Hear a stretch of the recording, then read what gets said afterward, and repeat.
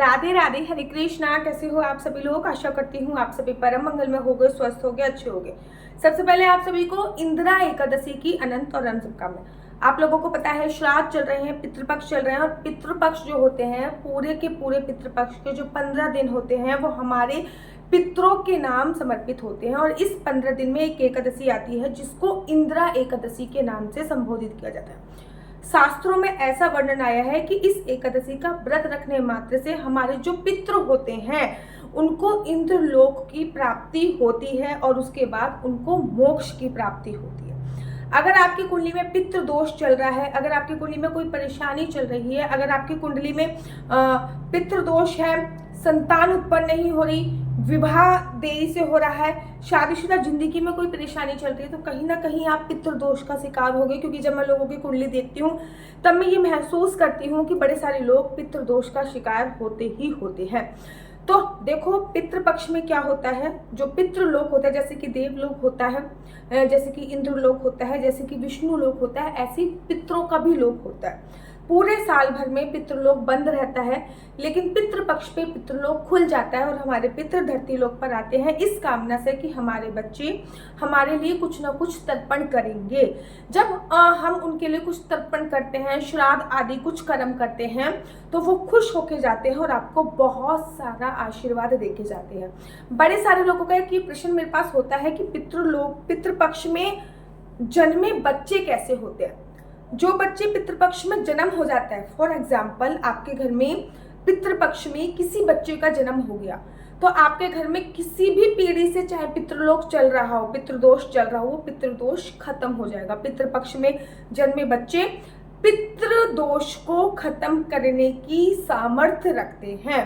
तो आने वाली है इंदिरा एकादशी। अगर मैं खाटू श्याम की बात करूं, वृंदावन बांके बिहारी जी की मंदिर की बात करूं, राधा माधव जी के मंदिर की बात करूं, गौड़ी संप्रदाय जी की बात करूं, चैतन्य संप्रदाय जी की बात करूं, निम्नक संप्रदाय की बात करूं, इस्कॉन टेम्पल की बात करूं, हर जगह ये इंदिरा एकादशी 17 तारीख की बनाई जा रही है।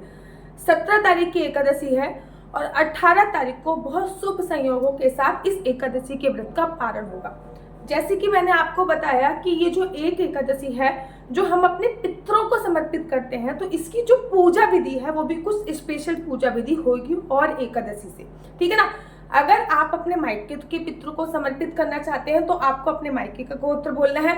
ससुराल के पितरों को समर्पित करना चाहते हैं तो ससुराल के पितरों का भी गोत्र बोलना है। अब एक लड़की के अपने मायके के पितरों को ये वाली एकादशी समर्पित कर सकती है, कर सकती है।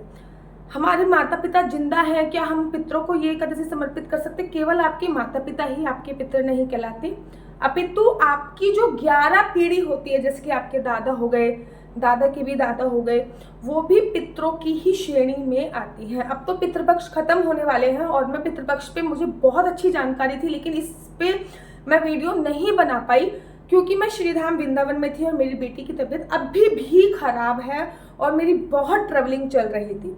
मैं पुणे से कहीं कहीं गई, पहले पुणे से कहीं बहुत ट्रैवलिंग चल रही थी। अब जाके मैं वृंदावन धाम में आ पाई हूँ और अब आप लोगों के लिए ये वाली वीडियो मैं उपस्थित करा रही हूँ।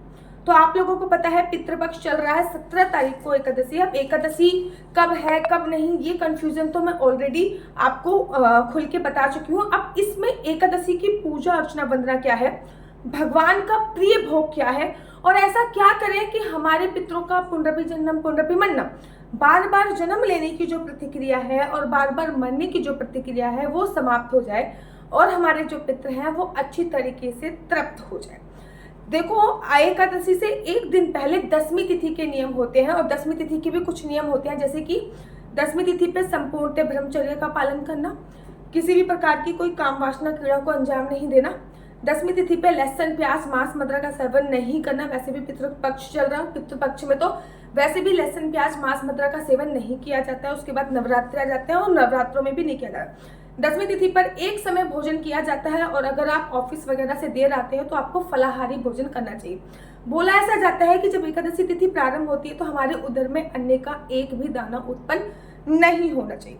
अब एकादशी वाले दिन सुबह सुबह ब्रह्म मुहूर्त में उठना है, पानी में काले तिल डाल के स्नान कीजिए। वैसे तो मैं आपसे कहती हूँ गंगा जल, यमुना जल, सप्त नदियों में से किसी भी नदी का जल डाल के आप स्नान कर सकते हो, लेकिन इस टाइम पे मैं आपसे कहूंगी कि पानी में काले तिल डाल के स्नान कीजिए, क्योंकि पितृपक्ष चल रहा है और पितृपक्ष में काले तिल डाल के स्नान करने की अपनी बहुत बहुत बहुत बड़ी महिमा होती है। तो पानी में काले तिल डाल के स्नान कीजिए। उसके तत्पश्चात आपको पीले रंग के वस्त्र पहनने हैं। याद रखो, पीले रंग के वस्त्र भगवान श्री कृष्ण जी को बहुत प्रिय थे, इसलिए उनको पीताम्बर धारी भी बोला जाता है। पीले रंग के वस्त्र पहनिए। अब 1 लोटा जल लीजिए, उसमें थोड़ा सा दूध डालिए, उसमें काले तिल डालिए, थोड़ा सा गंगा जल डालिए, उसका छिड़काव पूरे घर में कर दीजिए। अपने घर के मुख्य द्वार पर उसका छिड़काव अवश्य कीजिए। घर के मुख्य द्वार पे 2 स्वास्तिक बनाइए। दहलीज पूजन अवश्य कीजिए। दहलीज पूजन की बहुत सिंपल विधि होती है। आपने घर की जो चौखट होती है उस पर थोड़ी सी हल्दी लगाई, स्वास्तिक बनाया, दीपक जला दिया, ये हो गया आपका दहलीज पूजन।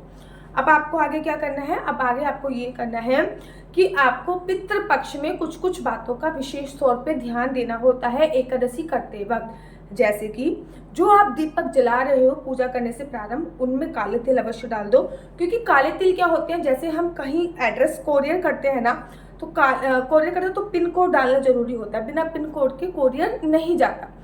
ऐसे जब हम काले तिल किसी भी चीज में डाल देते हैं तो वो हमारे पितरों को समर्पित होता है। हमारा स्नान से लेके, हमारा दीप से लेके, हमारा सब कुछ पितृ एकादशी पर पितरों को समर्पित होना चाहिए।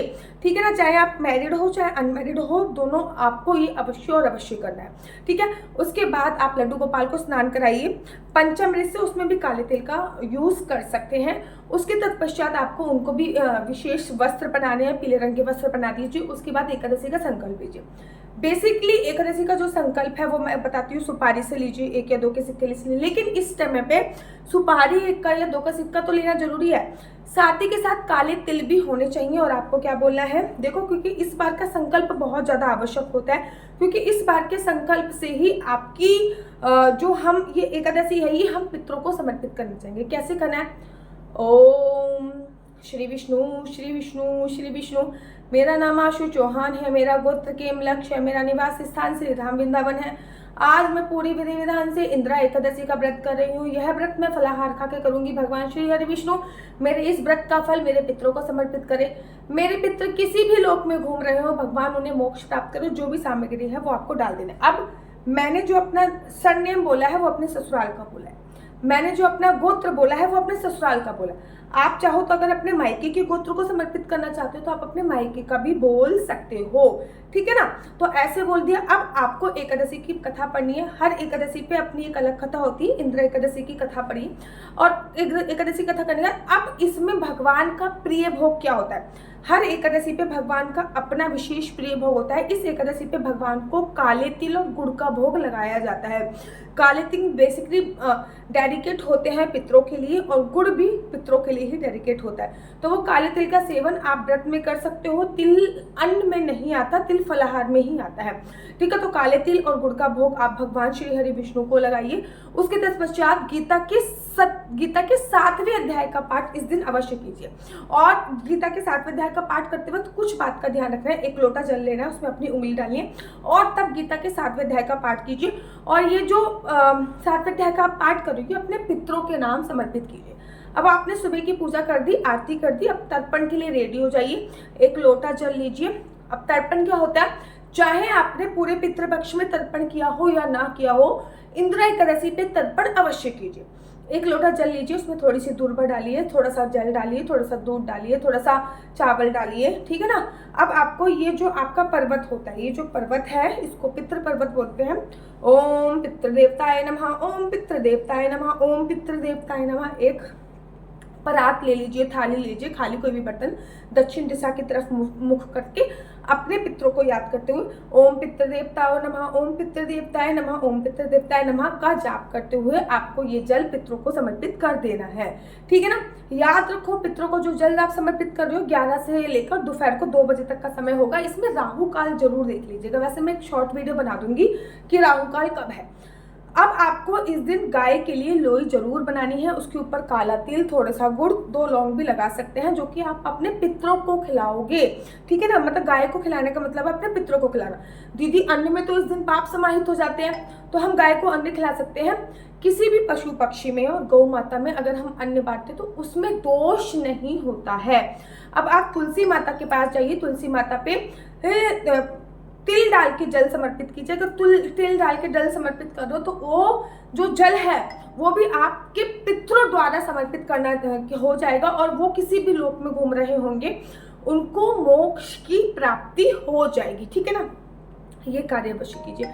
उसके बाद क्या करना है, अब इसमें भी बड़े सारे लोग ऑब्जेक्शन उठाएंगे कि वृंदावन में रवि एकादशी पर तुलसी पे जल नहीं डालते। श्रीधाम वृंदावन में सभी लोग एकादशी पर तुलसी पर जल डालते हैं, द्वादशी वाले दिन नहीं डालते हैं। ठीक है ना, अब आपके घर पे जैसे रूल्स रेगुलेशन होते हो आप ऐसा कर सकते हो। तुलसी की परिक्रमा कीजिए, दक्षिण दिशा की तरफ एक दीपक अवश्य जला दीजिए अपने पितरों के नाम का।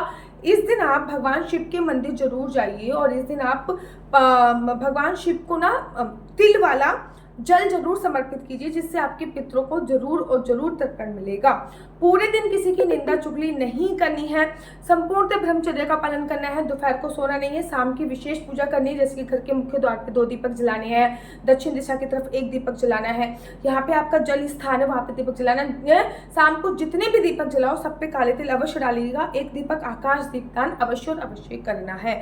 अगले दिन किसी योग्य ब्राह्मण को घर पे बुलाकर उसको खाना खिलाना है, भोजन खिलाना है। उसके बाद उसको दक्षिणा देनी है, थोड़े से तिल और कुछ दक्षिणा देकर उसको विदा करना है, और उसके बाद अपने व्रत का पारण करना है।